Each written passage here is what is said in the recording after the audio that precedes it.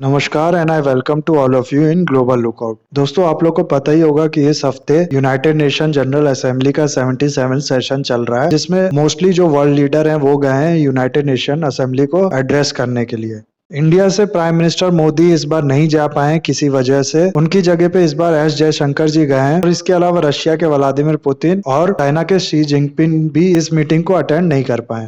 2020 में ये जो सेशन था ये कम्प्लीटली हुआ था वर्चुअली लॉकडाउन की वजह से। 2021 में ये हाइब्रिड तरीके से हुआ था। कुछ लीडर्स ने इसमें वर्चुअली एड्रेस किया था और कुछ ने फिजिकली प्रेजेंस दिखाई थी यूनाइटेड नेशन जनरल असेंबली में। मोदी जी ने भी फिजिकली जाके इसमें पार्टिसिपेट किया था लास्ट ईयर। लेकिन इस असेंबली को एड्रेस करते हुए टर्की के जो प्रेसिडेंट है एर्दोगान, ये हर बार की तरह इस बार भी कश्मीर का मुद्दा उठाते हैं। ये कहते हैं कि ये काफी अनफॉर्चुनेट है कि आज़ादी के 75 साल बाद भी इंडिया और पाकिस्तान कश्मीर का जो इशू है उसे सॉल्व नहीं कर पाए हैं और वहां पर जो पीस है उसको नहीं रीस्टोर कर पाए।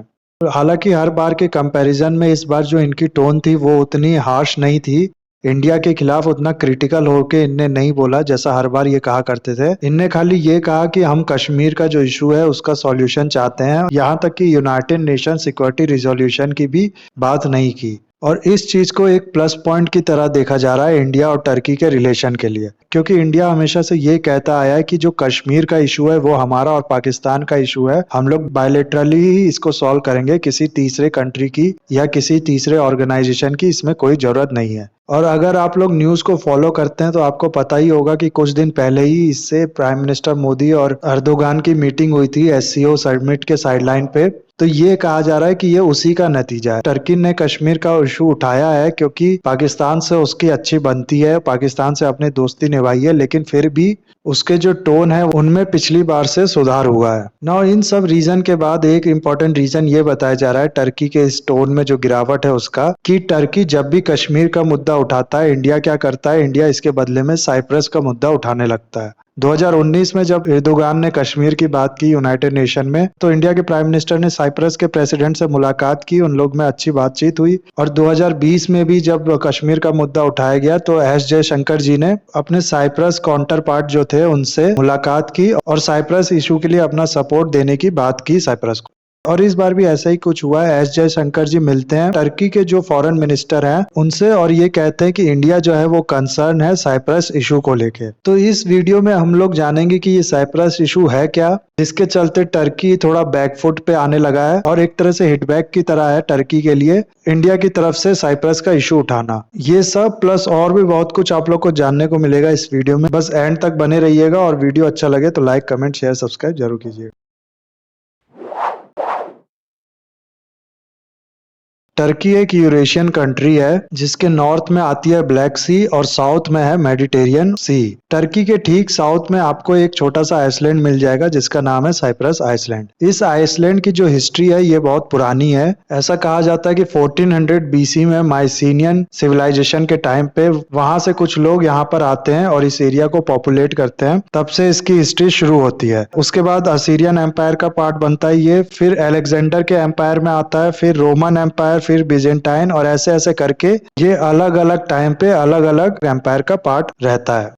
फिर 1570 में क्या होता है कि इस आइसलैंड को ऑटोमन टर्क्स ऑक्यूपाइड कर लेते हैं। अब तक ये जो आइसलैंड था इसमें 90% से भी ज्यादा पॉपुलेशन थी क्रिश्चियंस की, लेकिन टर्क्स के कब्जे के बाद इस एरिया में माइग्रेशन शुरू होता है और धीरे धीरे इस एरिया की जो डेमोग्राफी है वो चेंज होने लगती है। यहाँ पर धीरे धीरे टर्किक पीपल सेटल होने लगते हैं और ज्यादातर ये सेटल होते हैं नॉर्थ वाले पार्ट में। धीरे धीरे टर्किक लोगों की यहाँ पर जो पॉपुलेशन है वो 15% से भी ज्यादा हो जाती है। फिर समय बीतता है और 19th सेंचुरी आते आते तक ऑटोमन एम्पायर जो है वो बहुत ज्यादा वीक हो जाता है। इसीलिए 1878 में ऑटोमन्स और ब्रिटिशर्स का एक एग्रीमेंट होता है जिसके अंडर सिप्रस के अंदर ब्रिटिशर्स को अपनी मिलिट्री स्टेशन करने की परमिशन मिल जाती है ऑटोमन से, और इसके बदले में ब्रिटिशर्स इस एरिया की सिक्योरिटी की जिम्मेदारी उठाते हैं और ब्रिटिशर्स बदले में कहते हैं हम आपको और इस एरिया को सिक्योरिटी प्रोवाइड करेंगे। फिर 20th सेंचुरी की स्टार्ट होती है और 1940 से शुरू होता है world war one. World war 1941 में आपको पता ही होगा ऑटोमन्स और ब्रिटिशर्स अपोजिट ग्रुप में होते हैं और 1914 में ब्रिटिशर्स क्या करते हैं, इस एरिया को यानी सिप्रस को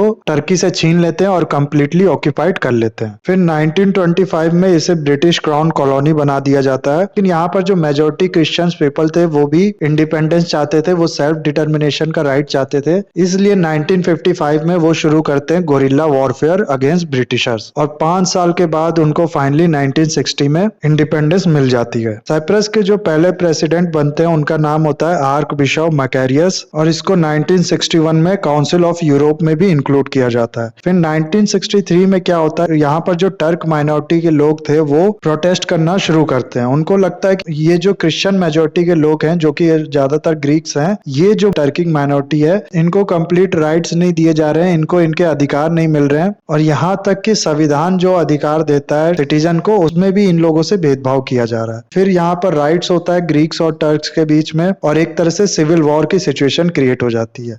इसके बाद 1974 में सिप्रस में मिलिट्री कू हो जाता है और इसके जो प्रेसिडेंट होते हैं आर्क बिशप, इनको हटा दिया जाता है और इस चीज को रोकने के लिए और साइप्रस में जो टर्क लोग थे उनको प्रोटेक्ट करने के लिए टर्की फिर इस मिलिट्री कू के ठीक 5 दिन बाद अपनी आर्मी यहाँ भेज देता है। सिचुएशन ये क्रिएट होती है कि यहाँ पर जो नॉर्थ वाला पार्ट था जहाँ पर टर्क मेजोरिटी के लोग थे उस पर कंट्रोल स्टेब्लिश कर लेती है टर्की की आर्मी और जो साउथ वाला पार्ट था इसको सपोर्ट मिलता है ग्रीस से और यहाँ पर जो कंट्रोल होता है वो सिप्रस की जो आर्मी होती है उसका होता है। फाइनली जो मिलिट्री कूप है वो कोलैप्स हो जाता है और जो नॉर्मल गवर्नमेंट है वो दोबारा से स्टैब्लिश होती है, लेकिन जो नॉर्थ वाला पार्ट था उसको टर्की अलग कंट्री डिक्लेयर कर देता है जिसको सिर्फ टर्की ही रिकॉग्नाइज करता है और आज भी वर्ल्ड की कोई भी कंट्री नॉर्थ साइप्रस को अलग कंट्री रिकॉग्नाइज नहीं करती है। साइप्रस इशू में यूनाइटेड नेशन सिक्योरिटी काउंसिल में एक रिजोल्यूशन भी पास होता है जिसमें कहा जाता है टर्की को कि आप जो आपने वहां पर अपने जो ट्रूप्स भेजी है उसको वापस बुलाओ, लेकिन अभी तक टर्की ने इस चीज को मानने से मना कर दिया है और आज भी जो टर्की की ट्रूप्स है वो वहां पर स्टेशन्ड है। वर्ल्ड की सारी कंट्री एक्सेप्ट टर्की इस पूरे सिप्रस को एक कंट्री मानती है जिसका जो कैपिटल है वो माना जाता है निसोस्का को और इंडिया का भी यही स्टैंस है। इंडिया चाहता है यूनाइटेड नेशन सिक्योरिटी काउंसिल के रिजोल्यूशन के थ्रू जो सिप्रस का इशू है वो सॉल्व किया जाए, इसलिए इंडिया जब भी सिप्रस का इशू उठाता है तो ये एक तरह से बहुत बड़ा हिटबैक होता है टर्की के लिए, क्योंकि सिप्रस में जो United nation security council resolution है उसको यही कहता है कि टर्की सबसे पहले अपनी जो फोर्सेस है उसको पीछे लेगा। इसके अलावा इंडिया और सिप्रस के जो रिलेशन है ये ऐसा नहीं है कि सिर्फ टर्की के एंगल से ही मेंटेन है, इन दोनों कंट्रीज के रिलेशन बहुत टाइम से ठीक रहे हैं। जब ब्रिटिशर से ये आजाद हुआ था सिप्रस तो इंडिया पहली कंट्री थी जिसने रिकॉग्नाइज किया था सिप्रस को अलग कंट्री और 1963 में जब सिप्रस में सिविल वॉर चल रहा था तो यूनाइटेड नेशन ने अपनी पीस कीपिंग फोर्स भेजी थी जिसमें बहुत ज्यादा पार्टिसिपेंट्स इंडिया के भी थे, यहाँ तक के उस आर्मी के जो जनरल कमांडर थे वो भी इंडियन थे जिनका नाम था जनरल कोदक्का सुबैया थिमाया। इनके नाम में सिप्रस में एक स्ट्रीट का नाम भी रखा गया है और इनके नाम से स्टैंप भी रिलीज किया गया था वहां पर। सिप्रस में एक स्ट्रीट का नाम इंदिरा गांधी के नाम पे रखा गया है और इंडिया में भी न्यू दिल्ली में एक एवेन्यू का नाम आर्क बिशप मैकेरियस 3 के नाम पे रखा गया है। इसके अलावा सिप्रस इंडिया को NSG, IAEA और यूनाइटेड नेशन सिक्योरिटी काउंसिल में मेंबरशिप के लिए पूरा सपोर्ट देता है, तो इस तरह से दोनों कंट्री के बीच में जो बॉन्डिंग है वो काफी स्ट्रांग है। इसके अलावा इंडिया के रिलेशन टर्की से भी ऐसा नहीं है कि बहुत ज्यादा खराब है। टर्की जो है बस पाकिस्तान से अपनी दोस्ती निभाने के चक्कर में कश्मीर का इशू उठाता है और इसके बाद मजबूरी में इंडिया को भी सिप्रस इशू में बात करनी पड़ती है। बाकी खत्म करते गाइस इस वीडियो को यहाँ पर। आई होप ये वीडियो आपको अच्छा लगा होगा, इसे लाइक कमेंट शेयर सब्सक्राइब जरूर कीजिएगा। That's all. Have a nice day. Take care.